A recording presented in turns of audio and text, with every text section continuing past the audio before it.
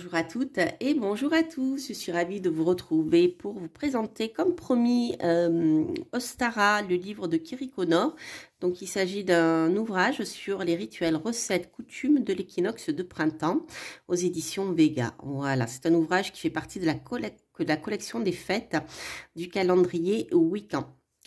Alors, c'est un ouvrage qui est donc au niveau de la taille du livre, il est plutôt petit, vous pouvez le mettre facilement dans votre sac. Vous voyez, si je le compare par exemple au livre du tarot persan, il est légèrement plus petit, voilà. Mais petit, mais avec beaucoup de contenu. Puis si vous regardez, vous avez très peu d'illustrations, mais surtout du contenu en fait, et il fait presque 200 pages. Voilà, donc c'est un ouvrage, je trouve, qui est très très bien documenté. Alors, si vous ne connaissez pas bien justement la Wicca, ou en tout cas tout ce qui a trait au paganisme, eh bien, Kiri Connor vous explique tout ceci, je trouve, de manière assez simple, mais fouillée à la fois. Donc, c'est un ouvrage qui est facile à lire, mais qui est très riche en informations. Au départ, vous avez bien sûr la présentation de ce qu'est la roue de l'année, puisque donc quand on parle de paganisme, en fait, si vous voulez, maintenant on pense donc à la Wicca, entre autres, donc le néopaganisme, mais ce néopaganisme, comme son nom l'indique, nouveau paganisme, n'est pas né de rien. Il est né de quelque chose, voilà. Sauf que lorsqu'on parle de paganisme, c'est pareil, on reste très autocentré sur l'Europe ou sur notre pays, ou vous voyez ce genre de choses. Mais le paganisme, c'est simplement la célébration des étapes du cycle de l'année. Donc c'est pour ça qu'on parle de la roue de l'année, justement, dans la Wicca, hein. Ce cycle des saisons, en fait, a des moments qui sont particulièrement importants, surtout au moment où le soleil, le temps de durée du jour et de durée de la nuit arrive à un point particulier. Je m'explique. Donc ici, Ostara correspond à l'équinoxe de printemps, donc qui est, au moment où je fais cette vidéo, hein, qui est passé. En fait, l'équinoxe de printemps, tout comme l'équinoxe d'automne, c'est le moment où la durée du jour et la durée de la nuit est le même. Après, vous avez les deux solstices d'hiver et d'été, où là, par contre, soit c'est la durée du jour qui est la plus importante dans le solstice d'été par rapport à la durée de la nuit, ou le solstice d'hiver, c'est l'inverse, c'est le jour où le soleil en fait semble s'arrêter et où c'est la nuit la plus longue. Voilà, je vous en avais déjà parlé dans d'autres vidéos. N'hésitez pas à regarder les reviews que j'ai faites sur les livres, parce que j'ai pas mal, je vous ai présenté pas mal de choses. Je vous ai présenté Yule, je vous ai présenté d'autres, je me rappelle plus. Mais bon, déjà je sais que récemment je vous ai parlé de Yule justement. Voilà, donc d'autres fêtes, hein. L'auteur nous parle donc de ce cycle, de ces cycles de la vie, de ce cycle de la nature aussi, mais qui n'est pas cette conception et cette importance du rythme de la nature n'est pas uniquement européen. C'est quelque chose que l'on célèbre dans le monde entier. Et l'auteur, justement, en parle. Donc, c'est pas une présentation exhaustive de toutes les célébrations pour fêter les cycles de la nature dans le monde entier, mais en tout cas, vous verrez qu'elle vous en parle à travers le monde. Donc, je dirais que c'est un ouvrage qui n'est pas uniquement wiccan dans l'historique, puisque l'auteur va bien sûr plus loin pour qu'on comprenne de quoi il s'agit. Alors, par exemple, vous voyez, si je regarde l'intro, on a déjà la célébration des divinités au printemps, donc à travers le temps, hein, bien sûr. On va avoir bien les déesses grecques, etc. Mais surtout, ce dont je voulais vous parler, c'est que donc, au début, voilà, les sites sacrés de l'équinoxe. L'auteur vous parle des différents sites sacrés qu'on peut retrouver à travers le monde. Justement, des cycles, c'était des sites où il se passait, où il y avait un alignement de pierres et où, en fonction de la position de soleil, il se passait des choses sur le plan visuel, mais certainement sur d'autres plans aussi. Donc, par exemple, l'auteur forcément va nous parler de l'Irlande, va nous parler également des Mayas. Donc, par exemple, lorsque le soleil se couche sur la pyramide de Kukulcán au Mexique, donc un lieu de cérémonie, il crée une illusion appelée le retour du serpent solaire, en sachant que le serpent, c'est la vie hein, dans la culture des Incas et des Mayas, en fait. Donc le soleil crée ce qui ressemble à un serpent géant descendant les escaliers de la pyramide. Ainsi, ils honoraient le retour de leur dieu soleil. Voilà, pour l'équinoxe de printemps, puisque c'est à partir de l'équinoxe de printemps. Donc nous avons ce jour-là une durée du jour qui est égale à la durée de la nuit. Et la durée du jour va augmenter jusqu'au solstice d'été. Voilà, au 21 juin, aux alentours, autour du 21 juin. Donc l'auteur nous parle de Vermont aux États-Unis aussi. Salem, qui est très connu dans le New Hampshire. Ce qu'on appelle aussi le Stonehenge américain. Donc le Nouveau-Mexique, mais pas que, puisqu'ici ensuite l'auteur nous amène en Asie, au Cambodge, avec le temple d'Angkor Wat.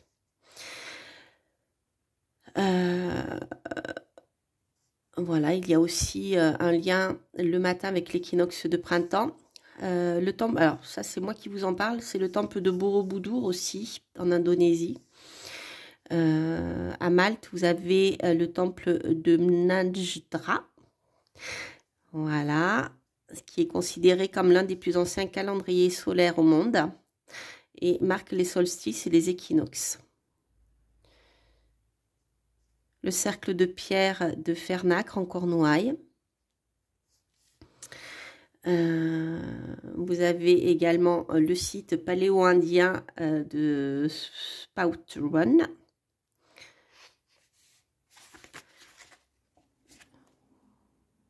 Qui a été découvert donc en Virginie. Et ensuite, vous avez voilà, d'autres lieux qui vous sont présentés par l'auteur, en fait. Donc, déjà, je dirais qu'en entrée, si vous souhaitez comprendre ce qu'est le paganisme, au-delà de la Wicca, eh bien, l'auteur vous explique tout ceci très, très bien. Donc ensuite, eh bien, on va rentrer dans l'explication de ce qu'est Ostara, nouvelle année, nouvelle vie, c'est la fécondité, c'est pour ça que nous avons les œufs ici chez nous, avec les petits lapins. Donc c'est le moment où les animaux se reproduisent, où le soleil repart, c'est le printemps, donc les fleurs commencent à sortir. Vous voyez, il y a une nouvelle vie, une nouvelle année, une nouvelle vie qui commence. Donc, vous avez également une présentation des nouvelles coutumes et des activités que vous pouvez faire pendant la saison. Alors, 45, 50, je vais vous montrer. Donc, voilà, ici vous avez des fêtes, donc on est toujours dans l'histoire, hein, les fêtes qui tournent autour de cette période-là. Donc, vous avez l'ancienne Perse, donc la nouvelle année, le nouveau jour, hein, donc ça s'appelait le nouveau jour, c'est la fête de Nowruz, dans l'ancienne Perse, qui a été fixée à l'équinoxe de printemps, jusqu'à 3000 ans avant Jésus-Christ. Voilà, ce jour était si important que le roi de Babylone n'était considéré comme roi légitime qu'une fois qu'il avait pris part aux festivités de Nowruz. Le zoroastrisme était la religion de l'Empire perse, donc avant l'avènement de l'islam. Donc là, c'est pareil, on est dans les fêtes païennes, vous voyez, autour du monde entier, en fait.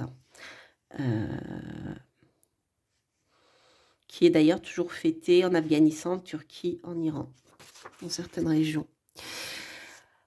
Alors, Alors, qu'est-ce que je voulais vous montrer d'autre? Donc, les poussins, les œufs, les lapins, comme les symboles d'Ostara, donc, ayant un lien avec la fertilité, hein, surtout les apins.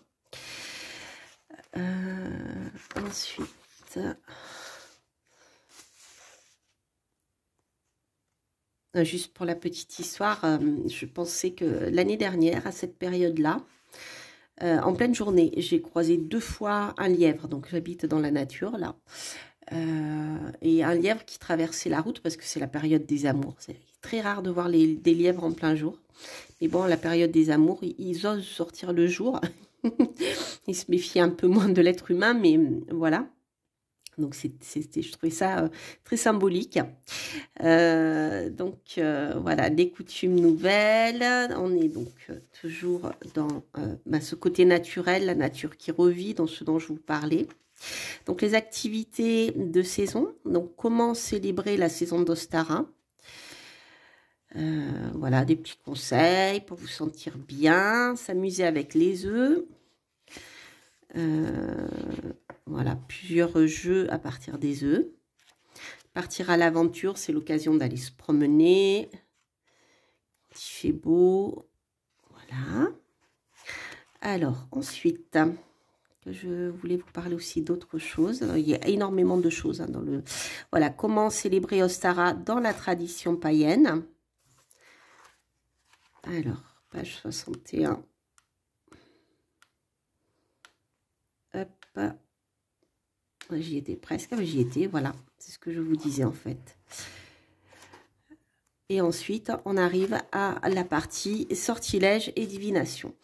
Donc ici, vous avez tous les petits rituels, les petits sortilèges que vous pouvez faire qui ont lien bien sûr au changement. Donc sortilège pour aider au changement difficile.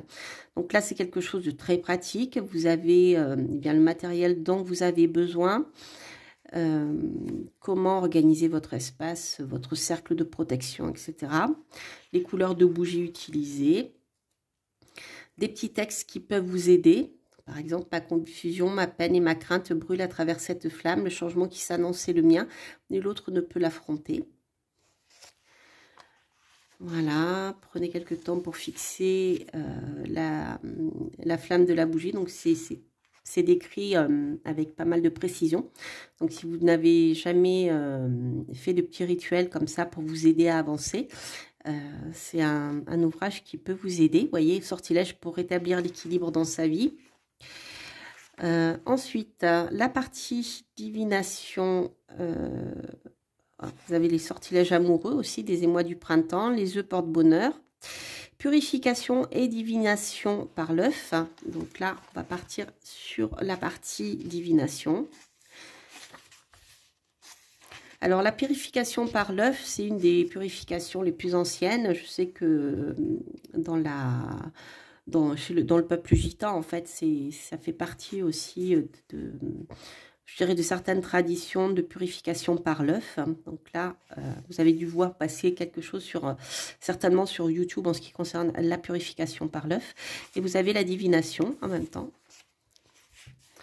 La divination donc par l'œuf qui est ici détaillée. Donc, au niveau de la purification, vous voyez, l'auteur vous explique comment on fait et ensuite, comment aussi interpréter, bien, par exemple, ce que ça peut signifier. Voilà.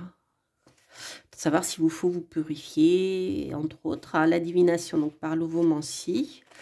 Une autre manière, donc, de pratiquer la divination par l'œuf. La floromancie, donc là, c'est en faisant appel à la signification des fleurs. Voilà, donc en se promenant, voir la première fleur du printemps et de connaître le jour de la semaine. Voilà, en fonction de quand est-ce que vous voyez la première fleur, ce que ça peut signifier. Donc je sais que Mademoiselle Lenormand, justement, travaillait beaucoup avec la floromancie aussi. Peut-être qu'elle le faisait différemment, mais en tout cas, elle travaillait beaucoup avec la signification des fleurs. Ensuite, vous avez la daphnomancie. Alors ça, c'est l'utilisation des feuilles de laurier pour prédire l'avenir. Celle-ci, je ne la connaissais pas. Je vous en avais parlé dans ma vidéo sur Insta. D'ailleurs, si vous ne connaissez pas mon compte sur Insta, n'hésitez pas à vous abonner. Je présente eh bien, des parutions à venir et puis je vous présente aussi certains livres. Donc, tirage de tarot printanier pour les changements à venir. Donc là, on est dans le tirage de tarot. Par exemple, si vous avez des questions particulières, notamment en lien avec les changements. Hein. Voilà, des petits conseils. Ensuite, vous avez des recettes et le petit artisanat. Alors là, vous avez je dirais un carnet de recettes assez complet puisque vous avez des entrées, des desserts, des plats principaux. Donc bien sûr avec eh bien, les légumes de saison comme l'asperge. Voilà. Les œufs garnis à la moutarde ancienne, tarte salée, des déesses grecques, côtelettes d'agneau, hot cross bun, donc ça c'est un petit pain sucré, des gâteaux au miel, du jambon sauce persil, de la purée à la nette, un cocktail sans alcool, grasshopper, le punch des prairies sans alcool, soupe fraîcheur à l'asperge à l'avocat, champignons à l'ail, carottes au miel. Donc à chaque fois, bien, voilà, l'auteur vous fait des petits clins d'œil sur ce qui se passe dans la vie, dans la sortie des champignons, maintenant que la neige a fondu au printemps. Voilà. Ensuite, ce que vous pouvez fabriquer à la période d'Ostara, donc les cascarones. Ensuite, des mini jardinières en coquille d'œuf, des galets de jardin peint, des terrariums d'Ostara, des petites touches de couleur. Et ensuite, vous avez toute la partie finale qui est assez importante puisque il y a environ 40, 78, 77... 75, vous avez environ une cinquantaine de pages uniquement sur les prières et les invocations. Donc tout est guidé. Voilà. Des rituels de célébration. Et vous avez à la fin les mots-clés d'Ostara. Voilà. Équilibre, naissance, changement, fertilité, croissance, lumière, nouveau départ, renaissance, etc., etc.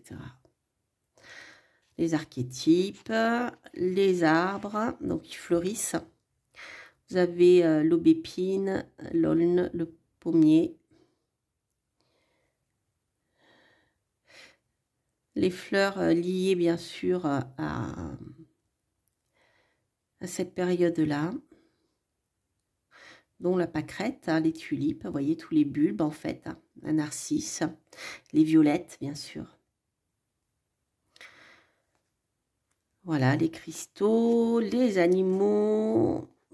Donc, vous avez ici pas mal d'informations, je dirais, en lien avec tout ce qui est lié à cette période du printemps, en fait. Voilà, les fêtes religieuses et des conseils pour en savoir plus. Voilà, voilà les amis, j'espère que cette review vous aura plu. N'hésitez pas à liker, à vous abonner si vous passez par là, à commenter bien sûr. Je vous embrasse, je vous souhaite de passer bien un très très bon lundi de Pâques et je vous dis à très bientôt pour de prochaines reviews. Portez-vous bien, bye bye.